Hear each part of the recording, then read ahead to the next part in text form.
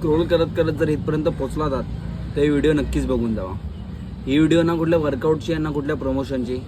ही video आपल्या त्या vegetarian मित्रांसाठी आहे ज्यांना त्यांचं प्रोटीन इनटेक पूर्ण करण्यासाठी कुठलं मील घेतलं पाहिजे किंवा कुठली जी एक रेसिपी आहे जी इझी टू मेक आहे आणि खायला पण चांगली आहे. तर चला तर त्या रेसिपीकडे वळूया. तर डायरेक्ट भेटू आपण आपल्या किचनमध्ये.